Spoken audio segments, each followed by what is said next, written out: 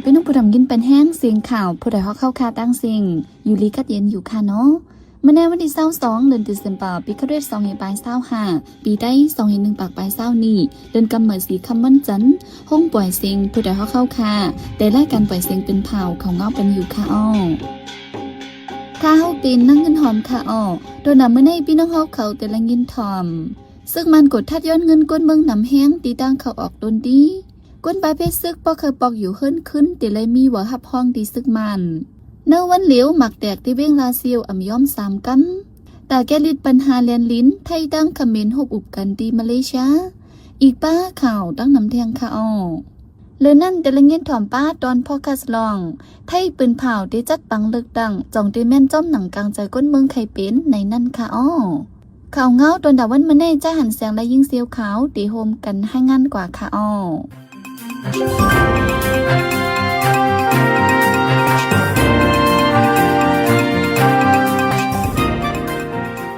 ปลีกซึกหมัดยินเมืองในดังกิกหลานเสไปกดทัดคนเมืองกว่ามาหาวแหงสังเป็นเจ้าคือเกากลางวะตะอ่างเหล่คนเมืองเจอยี่ไว้หมายฝัง13หมายเจนั้นย่าหลอกเงึดย้อนเงินนำแหง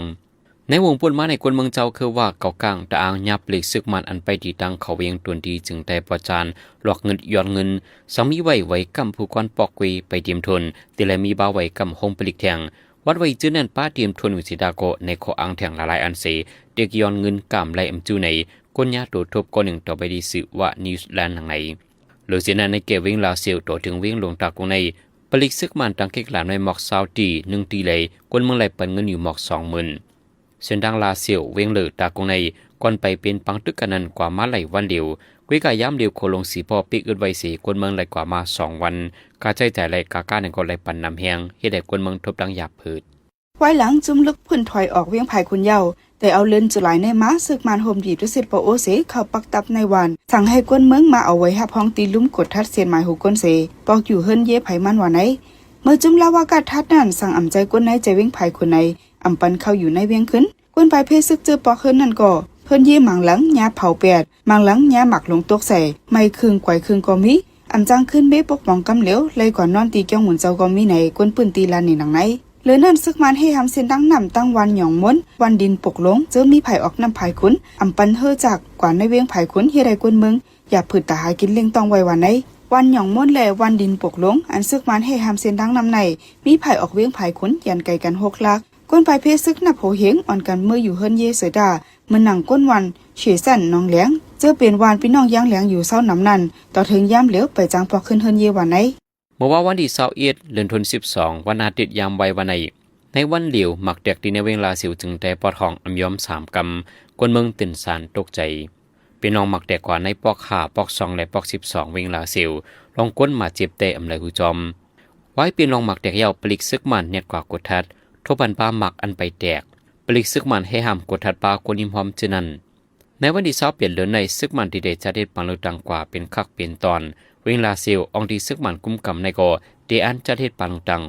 อินลองซึกมันได้จัดเฮ็ดปางดังในสีไฟจุ่มลุกเพิ่นเขาได้ตึกส่วนถึงคนเมืองไว้ว่าอย่าไปเข้าป่าจอมปางดังว่าในฝ่ายเมืองเขปืดภายนำอันสร้างไว้เนื้อแม่น้ำเมานั่นแลเฮ็ดให้นำทมตรงนะอีกป้าสนอันมีจอมสับน้ำเมาภายห้องเวียงนำคำเจอติดจับกันดังทุ่งลอยโหเสือเลียนดินเมืองเขดังเมืองแต่ปอดห้องวันในเมื่อวันที่18เดือนตุลาคมนำเมากึ่งกลางยิงขึ้นมาทมใส่ตรงหน้าแลสนเข้ากับสนอ้อยสนผักเขียวนั่งเขียวของก้นวันกุ้งแก้งวันก้องน้องหมอกเศร้าเอกกาไปเจ้าสนเจ้าหน้าลูกซุ่มตั้งนำวันในไว้หลังปังตึกเพียนยันซึก1-27ในซึกตาอ้างเขากุ้มกำในจีเวงนำคำปั่นกันพองงามไว้เป็นนางการไว้ภายซึกตาอ้างกว่าสร้างตาเฮือใหม่ตีนำเมาแลเฮ็ดให้นำอ่ำจังไหลลงตีไหลอิงเนื้อก้นปืนตีลานเนเสไหลหูจอมหนังในเมื่อโหล้นจุลายป้นมานั่นก็ฝนตกเขาเฮียงทับกันหลายวันแลนำเมากึ่งกลางน้องขึ้นท่วมใส่เฮิรนเย่กวนวันกุนหายน้องค้ำน้องมาตามันกุนมันซ้อนกุ้งแก้งก้องน้องเจอไหนตรงหน้าแลสนให้ล็อกหน้ากวนเมืองลูกกว่าอันย้อมสีเหงคือปลายวันไหนรอถึงเดือนธันวาคม11ปี2021ในแห่งการยานเมืองในเมืองไทยมีไว้อยู่ 3.6 ล้านไปปัญหาอันแห่งการกำนำและหบทบอยู่นั้นเจ้าหน้าที่ไทยเขาไปเกลียดปันไหลให้ถึงดีแห่งการเข้าอยู่ในเมืองไทยนั้นในปี2025ในกุยนำขึ้นมาอยู่600,000ไปในปีนี้เจ้าหน้าที่ได้เฮ็ดปันขึ้นวันใหม่แลหัวหน้าแห่งการก็กึ่งกลางปงขึ้นมานำแห่ง ใน ในหัวหน้าเพียงการ 3.6 ล้านไปนั้นกำนำในอัมมีลองห่มลมสีและพบปัญหาในนาปอยซาตะเหล่าเงินหรือเช่นนั้นก็การเฮ็ดวัดไว้ยุ่งยางแหงฝ่ายเจ้าหน้าที่จัดการปันใดให้ง่ายรวมขันไว้ตรงเฮียงการยันเมืองเก็บข้อมูลให้งานไว้ว่าลงบองจึง2จึงเมืองจีดูจีส่งเฮียงการเป็นทางการอโมอยู่นั้นในปี2025ในนำขึ้นมาอยู่หมอก 20,000 ปลายเฮียงการอันมาจอมอโมอยู่โฮมเสียในมีอยู่ 650,000 ปลายว่าในอินเนอร์ลองเฮียงการทบดังหยับผดุหลายลองในสีให้เจ้าหน้าที่วางแผนเปิงแก้ลิดปัญหากว่าในจุ่มตรงวงเฮียงการยันเมืองในเมืองไทยเลยตึกส่วนไว้ที่ลมบองจึงไทยอันดีขึ้นใหม่มานั้นนังในเมื่อว่าวันที่21เดือนธันวาคมปี2025กลางค่ำ7 โมงปลายหมักแตกตีหิมลุ้มปาตีกวนเมืองตีตุปาตีอันมีตีเจเวงมังกลาเตาหย่อนเติ้งหยังกุงอูกุโกจีโฮเปาปาตียืนยันลาดไว้หนังในลุ้มปาตีกวนเมืองในปืดไว้ตีห้องตึกจัน2ตอนนั้นลุ้มไผ่พองงามเวียงอองตีหมักแตกนั่นซ้ำเป็นในตั้งกิ่วตีหิมโคไลเตขึ้นลุ้มลองก้นหมัดเจ็บลูแต่อมิเสดาพักตูพาหมานแลลดกายหิมเจนันเดลูกก่อยกว่ากำพองว่าเป็นลองหมักแตกเย่าปลิกซึกมันเนียดกว่าอึดเสียนดังเสกดท้าเท้ายังวันไหนพ้องกันลุ้มปาตีกวนเมืองไหนตึกเปิดมามีข้าวดัง3 วันกวยวันไหนเมื่อไหนอุ้มยืนเหลินหนอผู้เตียนปาตีกวนเมืองเจเวงเต่งกันจีเติงยันกงปลิกซึกมันเปิดเลืองไว้รวยมัตตา58 กาย่ำเหลียวตึกกดทัดไว้อยู่วันไหนนอผู้เตียนเขาสังว่าพิษหมายมีรวยเลืองเมตตาจะไหนจึงจังย้าต่ำขอก1 ปีอำนั้นต่ำเงินอำเหลือ100,000อำนั้นต่ำขอกต่ำเงินตั้ง2 อันวันไหนนอผู้เตียนก็1สังว่าย้าเปิดเลืองไว้เสดาตึกมีส่วนเข้าปังเลือกตั้งอยู่สังวาลุ่มดัดเตียบตัดว่ามีตั้งพิษไหนแต่อำจังเข้าแข่งปังเลือกตั้งยาวันไหนดาวอุบกุมลงปัญหาปังตึกจอมแดนนินเมืองไทยดังเมืองกัมพูชาในสีในวันที่22เมื่อในพอลงฝ่ายนอกเมืองจุมอาเซียนจัดปังกลุ่มคึกคักอุบกุมกันที่เวียงควาลาลัมปุเมืองมาเลเซียฝ่ายเมืองกัมพูชาเป็นพ้องลงฝ่ายนอกเมืองเป็นบ้าพ้องลงฝ่ายโฮมฮิตสร้างจอมกลุ่มเมืองเข้าโฮมอุบโอจอมมันใจในพ้องซึกมันยึดอาณาจักรเมืองเมื่อปี2022เมื่อพ้องเมืองกัมพูชาฮับปุนพรเป็นโฮเป่าจุมอาเซียนนั้นก็มันใจและฮับปุนพรเป็นพ้องต่างคึกดอนเกี่ยวเลยเมืองมันฝ่ายเมืองไทยซ้ำเป็นพ้องลงฝ่ายนอกเมืองอนุเข้าโฮมไว้สิอุกุมกันเยาวดิจะเล่ปังแซบแจงข่าวที่โรงแรมแมนดรินโอเดียรันเตกว่าในข่าวไทยให้งานไว้หนังในบางกลุ่มคึกดอนพ้องลงฝ่ายนอกเมืองจุมอาเซียนเมื่อในที่อุกุมกันป้าลองเมืองโฮมดูมันเทียงห้างคอพ้องลงฝ่ายนอกเมืองซึ่งมันได้มีส่วนเข้าโฮมจอมไทยหางเฮียนเตส่งตัวเต้นก่อนหนึ่งกว่าปักตาไปตัวจอมปังเลือกตั้งเมืองโฮมตัวเมืองมันอันตีจัดเฮ็ดในหางเลินตีเซมปาในพ้องลงภายนอกเมืองไทยตอบลาดไว้ตีอินดับยูอันหนึ่งหนังในตาตีค่ายเล็กลายจู้การอุบโอ้พ้องงำเย็นก้นเมืองไหนสิซึกมันปืนข่าวไว้ว่าเตจัดเฮ็ดปังเลือกตั้งจุบหนึ่งกว่าในวันที่28เดือนธันวาคมปี2025ในพ้องลงภายนอกเมืองไทยลาดว่าอีเนือเงาไล่ย่ำเหลียวเสปังเลือกตั้งอันซึกมันเตจัดเฮ็ดในมีลองเตรียมทนเสดาเป็นเสียนดังตาค่ายเล็กลายจู้ลองหลีลองงำเย็นลองเมืองไทยเตส่งตัวเตี้ยนกว่าในใจว่ามักมันปังเลือกตั้งอันซึกมันเตจัดเฮ็ดเมืองไทยเต10เข้าออกกับ10กันดังเมืองมันกว่าหมื่นเก่าก้อยว่าไหนอยู่ที่จุ่มอาเซียนได้ยันมีลองไม่ใจกุมมันนางกว่ากำแถมปังเลือกตั้งซึกมันอันป้าจุ่มไผ่สันคัดเขานั่นเสแลตีส่งตัวเตี้ยนกว่าปักตาไปตัวจอมวันไหนปนมาในวันที่16เดือนธันวาคมในเมืองอินเดียจัดปังตอบเรียกแต่ได้ไล่คว้างเข้าเปลี่ยนผู้หับการในจับศึกกวนเมืองจุ่มลงบองจึงว่าในปังตอบเล็กในจะได้กว่าที่ในวังเฮอร์มินอันหนึ่งดีเจดอนออริตาเมืองอินเดียปลดออกในคักตอนที่1ในก็มีคนเข้าตอบนับโฮเฮงก่อดีในเคลมเงาห่างเสียงอันเอาเฮอร์มินโดรมแถวไว้นั้นไล่หันกวนเจอตอบเด็กเขาอ่อนกันนั่งเนอเส้นต่างอย่างเส้นนางแหลนเฮอร์มินเซตอบเล็กด้วยมีต่างมีเพลินแต่ได้ไล่เข้าหุ่มจ้อมดีในปังตอบเล็กในหรือไล่มีป้ายเป็นหยาจัดเงาขามปืนกุ้ยว่าในจุ่มกวนเหตุการณ์กุมเมือง ILO ลาดไว้ว่าเมื่อปี2023ปนมานั้นหัวหน้าคนเมืองอินเดียในแก่อายุ15 ปีถึง24 ปีเซห้ามการมีแต่เหตุการณ์มีอยู่ 18% ว่าใน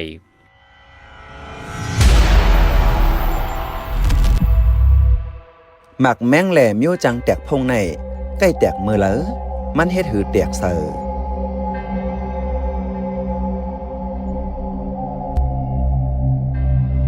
สั่งว่าจอมหิมหอมเฮาอยู่เหือมนั้นหิมหวานหิมเอิ่งเฮานั้นยามีปังตึกในจึงหมักแมงฟังเลียนแหล่หมักกองจึนย้ำเจอแตกเส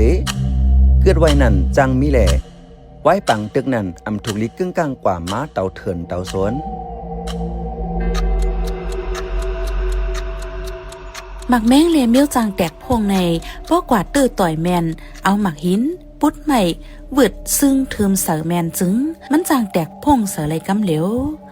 สร้างว่ากว่าเตื้อย่าแมนสายจึกเล็กๆมังๆอันเขาห่างกลางไว้นั่นก็จางแตกไหลกำเหลวอำนั้นกว่าเผายุกยักแมนตีอันมีหมักแมงห่างกลางไว้เจอนั่นก็แตกง่ายก้นอ่ำกว่าเย็บหญ้าเสียกอหลีสังเป็นหมักอันห่างกลางไว้เปี้ยวข้าวหึงในจึงจ้อมลอยฟิงฟ้าราศีแหลกลายเสเฮ็ดให้หมักนั่นจางแตกพงเสือหังมันบ่เป็นหมักอันห่างกลางไว้จ้อมหนังข้าวยามนั่นเดสังว่าข้าวยามมันเต็มในก็หมักได้แตกพงย้อนเพราะว่าหมักในจางมีไหลกูตีเลจางแตกพงกูข้าวย้ำเพราะกว่าหันแมนในตื้นว่าอย่าไปกว่าตึกว่ายิบแมนละเวไกลๆเสหิบแนดป่องข่าวปันก้นหลงเนวันในลีซิเบิร์น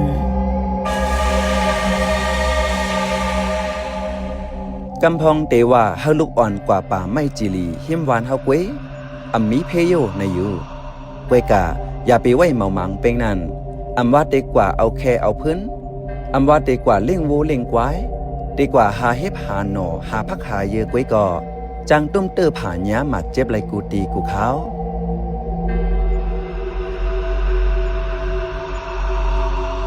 อำว่าเนื้อเถิดเนื้อคือก้อยตีวานตีเอิงจ้อมกิ่วจ้อมตังจ้อมปอกจ้อมหย่อมตีก้นอยู่ก็พวกเขามาปึกยืดตึกต่อกันในจึงซึกจือในจางห่างกลางหมากต่อกันลูกก่อนค่ะอ้ออันเล็กอย่างหนุ่มเทากูก็ถูกไล่คู่ไว้ในแด่จุ้มยกองกังจุ้มเหลาเสียมว่าป้อเขาห่างกลางหมากยาวนั้นเขาอ่ำต้อนเคียวปันขึ้นเสปอ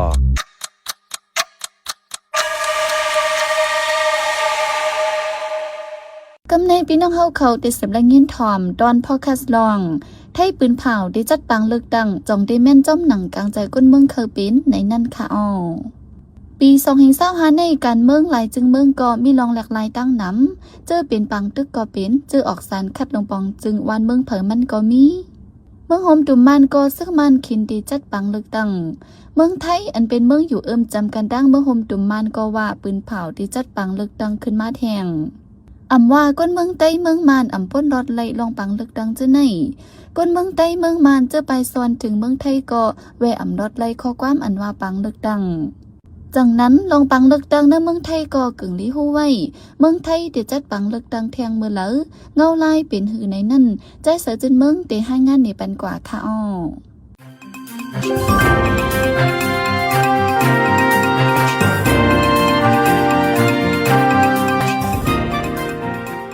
ไว้เสสมพ้องลงเมืองไทยอนุทินชาญวีรกุลเกิด8สภาเหยาคอมมิชชั่นปังเลือกตั้งเมืองไทยปืนเผาไว้ว่าวันที่8เดือนธันวาคมปี2025ในได้จัดปังเลือกตั้งมาวันที่11เดือนธันวาคมปี2025นั้นในสภาจึงไทยมีรองอุปโองงบงีกันตามมวลแม้ปึงเงาปึงเมืองมาตรา256/28เกี่ยวรองในเสฝ่ายปาร์ตี้ประชาชนออกเสียงว่ามีรองยุ่มยำเนือจอมพ้องลงอนุทินในสีแลจังกึด8สภาจอมหนังเปิงเงาเปิงเมืองจึงไทย2016นั่นแต่เปิงเนไว้ว่าไว้เกิดสภาเหยาข่าวดัง60วันตักตีเลยจัดปังเลือกตั้งมาขึ้นเนื้อข่าวดัง2ปีมาในเกวยจอมพ้องหลงจึงไทยเรียกลาย3ก่อป้าก่อในไว้จอมพ้องหลงก็เก่าเมืองไทยแพทองทันชินวัตรถอนตัวออกจอมพ้องหลงอนุทินชาญวีรกุลในขึ้นเป็นจอมพ้องหลงจึงไทยก็ทน32ตึกมีข่าวดัง3เดือนเกวยซัมปอเกิด8สภาจังนั้นแลได้ขึ้นจัดปังเลือกตั้งในฝ่ายคอมมิชชั่นปังเลือกตั้งจึงไทยเปิ่นเผากว่าเมื่อวันที่15เดือนธันวาคมปี2025ในแต่เอาวันที่20เดือนธันวาคมปี2025ถึงวันที่5เดือนธันวาคมปี2026ในเฮากวนเมืองกว่าเสือเซนจือตาตัดแคบกลางเจอลงนาอามากวนในเมืองหือกวนเมืองเจอกว่ามีต่างตี4เหรียญเตรียมเจอเขตปังเลือกตั้งตัวเก่าและกวนเมืองเจอกว่าตกต่างจึงเมืองก็เฮาต่างเส้นหมายเนื้อข้าวยามอันลัดไว้ในวันนี้วันที่27ต่อถึงวันที่31เดือนธันวาคมปี2025ในเฮาหนอผู้เต้นเขตเลยเขตนั้นยืนต่างเส้นจือตาเข้าเลือกตั้งวันที่28ถึงวันที่31เดือนธันวาคมปี2025ในซ้ำเฮาหนอผู้เต้นอันเตเอาจือปาร์ตี้เซเข้าเลือกตั้งนั้นต่างเส้นจือเลือกตั้งและเฮาแจ้งในกวนตั้งนำหัวผู้เลอเป็นกวนอันเตกึ่งเถิกเป็นจอมพ้องลงเนื้อปาร์ตี้พังมันพอถึงมาวันที่1เดือนธันวาคมปี2026เป็นวันอันเตเลยตัดแคบกลางเจอลงนาแลเจมากวนอยู่ที่ไกลอำจังถึงเลยเขตเลือกตั้งและสังกวนเจออันนำปึงตัวเก่าไล่มันนังเป็นกวนอำแข็งแห้งเจอในเลสังเฮาตัดแคบเสียงลงนา วันที่8เดือนธันวาคมปี2025ในซ้ำเป็นวันเลือกตั้งเป็นวันตัดแคบกลางเจอจอมเขตเลือกตั้งเพิ่มมันมีไว้ว่าไหนจอมหนังสภาเมืองไทยเปิ่นเผาเมื่อวันที่22เดือนธันวาคมปี2024นั่นแดปาร์ตี้อันต่างหมายฟังเข้าเลือกตั้งมี76ปาร์ตี้กิ่งแพปาร์ตี้มี7ปากปลาย9ปาร์ตี้มีหนอดแอนพ่อง7ปากปลาย9ก่อปาร์ตี้อันพร้อมและตัวตันตัดได้เข้าเป็นลงปองจึงถังแจ้งในเป็นปาร์ตี้เพื่อไทยปาร์ตี้ภูมิใจไทยปาร์ตี้ประชาชนอันทางเฮียนตัวตันเสอันเฮ็ดเนกาขันปาร์ตี้เฮากวนนำฮับไรนั่นก็เป็นปาร์ตี้ประชาชนในพุทธสังการเมืองก่อหนึ่งลัทธิไทย PPS หนึ่งไหนพุทธสังการเมืองนั้นเสพลาดว่าเป็นปาร์ตี้เลิกขึ้นมาเป็นลงปองจึงก็ย่อลอกจกเขามีจังหือก็ย่อการอันเขาตีเวอำลอดแต่เป็นการหากินเลี้ยงตองกวนเมืองลองปัญหาเรียนลิ้นลองหลอกเรียนกินเงินออนไลน์เลยพิสภาวะเจอในกวยกะอยู่ดีปาร์ตี้เลอปาร์ตี้นั่นเสเตเอาหัวคอปัญหาเรื่องเล่าเจอนั่นมหาเสงเซิงหือจังซ้ำเตจันเจอกวนเมืองไรแต่ตัวอย่างมันน้ำทมปอดตังเมืองไทยตอนเตอฮาวแห้งนั่นปาร์ตี้เลอซ้ำเตฮัดฮับปากว่าปอกนาเตียมเฮาน้ำทมเหื่อมนั้นกรุงเทพเก่งเหมือเจอในแต่กว่าแต่เฮ็ดหืออย่าเฮากวนเมืองทบเพไอควันฝุ่น PM 2.5 ในเจอในพุทธสังการเมืองมังก็ว่าปาร์ตี้ภูมิใจไทยอันเกิดสภาพกว่าในกวยอันเดมีอำนาจเสกขึ้นมาเป็นลุงปองจึงแทงกำเนืองในจื้อหันถึงจังไหนก็มีปาร์ตี้เลอปาร์ตี้นั้นแต่ลาดว่าตากวนเมืองในร้อนๆกวยกายเองเนือปลสีเขาแลสังอีกเนือเซงกังเจอกวนเมืองแลสังเซสภาไม่ลองปิ่นไปเรียกลายมากคือเยอะในสภาเมืองไทยในตีนังเต้นพองมี5ปากตีนังเนื่องนั้นตีนังอันเลือกตั้งจอมเขตเลือกตั้งมี10ปากตีเตียนเอาจื้อปาร์ตี้เซเลือกตั้งจอมปนส่วนซ้ำมีปากตีสังวันเลือกตั้งเย้าโตลีงามเย้าฝ่ายคอมมิชชั่นปังเลือกตั้งเมืองไทยได้ปืนเผาปันเส้นหมายมันในวันที่3เดือนธันวาคมปี2026ว่าไหนไว้เสปืนเผาพ่อนปังเลือกตั้งนั้นเย้านับเอาวันนั้นกว่า15วันได้คัดเลือกเอาโหเปาสภาก็มาไว้นั้นก็เตปันเซงกังเจอเลือกเอาจอมพ่องลงเมืองไทยก็มากว่าในไทย PPS ให้งานไว้หนังไหนเมืองจึงไทยในก็ไว้หลังเรียกลายเปิงพ่องงามเย้ายามมีลองยึดอาณาจึงเมืองมา13กัมเมื่อปานทักษิณชินวัตรจอมพ่องหลวงเมืองไทยก็เก่านั้นก็ถูกเนว่ามันใจกินเงินสู้เงินลาบเฮ็ดเฮาวันเมืองอำกัดเย็นในสิจอมพ่องหลวงชนที่ปุญญารัตน์กรินยึดอาณาจึงเมืองมือ264เอาสุรยุทธจรานนท์ขึ้นเป็นจอมพ่องหลวงก็ทวน24พ่องปานหลวงปองจึงเปิดเฮิรนไว้นั้นขึ้นจัดปังเลือกตั้งสีเอาอาณาจึงเมืองบ่ปันเนื้อมือกวนเมืองขึ้นยาวเสตาลองสุกยุงหลงในเมืองไทยปัญหาเสือเหลียงเสือเลืองหิมอาณากันอำเย้าอำโตในกลางเจอต่อกันปัดปืนจึงเมืองอยู่คาแหมกันตายปล่อยหมากต่อกันเนื้อกลางเว้งกวนเมืองเสื่อมเกี่ยวข้องการเมืองกำยาคาแหมถึงที่จอมซึกหลงปลายุทธจันโอชายึดอาณาแทงกำหนึ่งพ้องปี2014พ้องนั้นก็จอมพ้องหลงจึงไทยเป็นนางสาวยิงรัตน์ชินวัตรน้องยิงทักษิณชินวัตรตัวทักษิณชินวัตรแต่เจอเมื่อย่ายึดอาณาปอกอ่อนตั้งสีไปออกกว่าอยู่นอกเมืองเมื่อปี2007ถึงมาปี2009โหปีทักษิณปอกขึ้นเมืองไทยสีฮับลองทัดทองแทงไว้นั่นนำหึงขึ้นออกกว่าอยู่เว้งลงแหลนตานเมืองอังกฤษกวยกาเนื้อการเมืองไทยแต่ปีน้องคือเหลียวกันตั้งทักษิณเข้าปังเลือกตั้งจอมกูกัมไล่ขึ้นเป็นจอมพ้องหลงแทง3ก่อปี2008น้องเขวมั่นใจอันเป็นสมชายวงศ์สวัสดิ์นั่นขึ้นเป็นจอมพ้องหลงตา2เดือนปลายปี2011ถึง2014น้องยิงมั่นใจอันเป็นนางสาวยิงลักษณ์ชินวัตรเป็นจอมพ้องหลงถึงมาปี2024ถึง2025ลูกยิงมั่นใจอันเป็นนางสาวเพทองทันชินวัตรขึ้นเป็นจอมพ้องหลงตา1ปีนางสาวเพทองทันชินวัตรในเป็นลูกยิงจอมพ้องหลงเก่าทักษิณชินวัตรมันนางในเป็นจอมพ้องหลงจึงไทยก็ทน31ของเมืองจึงไทยวันที่21เดือนธันวาคมปี2025ในอีกหนึ่งปัญหาข้อมูล2จึงเมืองไทยเลยกัมพูชาโหนันเสจอมพ้องหลงเมืองไทยเพทองทันชินวัตรถอนตัวออกดันเฮงกำเลื่อนจังมีมาจอมพ้องหลงก็ทน32อนุทินชาวีรักกุลซ้ำกึด8สภายาวแลจังหวัดได้จัดปังเลือกตั้งแทงวันที่8เดือนธันวาคมปี2026ในข่าวอันกันเสเปิดด้วยเทียงว่าเพิ่นได้เป็นจอมพ้องหลงเมืองจึงไทยก็ทน33ในนั้นค่ะน้อข่าวเป็นใจเสิร์ชจนเมืองค่ะออปันแห้งรายการพอดคาสต์เฮาค่ะและยินจมอย่านำอยู่ค่ะอ้อเหมอสุงค่ะ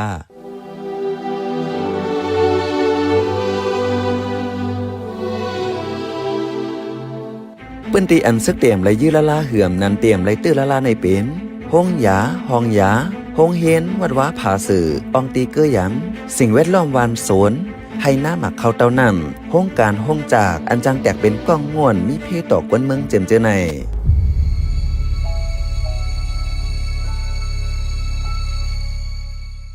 สืบเสในใจหันเสียงที่ให้งานในปันหัวข้อข่าวอันไรปืนเผาปันกว่าในวันมื้อในนั่นค่ะอ้อแค่เปิดไฟน้ำเมายิงขึ้นทมหน้าก้นหวานหิมทุ่งลอยโหเสือเมืองกลาจัดปังตอบเด็กตาเข้าจุ่มตับสึกกวนเมืองเนือเส้นดังเหรียญเฮอร์มินไทยดีส่งตูเตียนไปดูจอมปางต่างๆอันซึกมันที่จัดเหตุลุ่มป่าดีกวนเมืองที่เวียงตากงยาปล่อยหมากแห่งการที่เมืองไทยในปีเลียวนำขึ้นมาอยู่6 แสนปลายยามเหลียวมี 3.6 ล้านปลายเฮาคันนับยำเลยยินดีฮับทอมคอมเมนต์เมสเซจขอทัดสังเลยขอบันดังใครเจอขอจี้จำเน้นน้ำเกี่ยวกับข่าวเฮาคาสีอันพี่น้องเฮาเขาเลยอ่านเลยตัวยาวสีปันมาเจอนั่นก้วยกาดาเป็นเสื้อคืดอันคืดกับคืดปานนั่นเฮาขาดดูย้อนเหลย้อนนอมใหญ่น้ำแค่นดอยอยากอะไรเป็นข้อความอันหล่าอันหวยหังอันเสียย่งเฮามีลองพิดมอกันนะเจอจาดอยากอะไรเป็นข้อความอันอ่อนน้ำห้วยจันเฮาเป็นลองแตกแยกเนื้อเจอจาดเนื้อตรงวงยาอะไรเป็นข้อความอันจันจื้อคืดแล้วขาดตกแต่นล่มจมนันสีกำ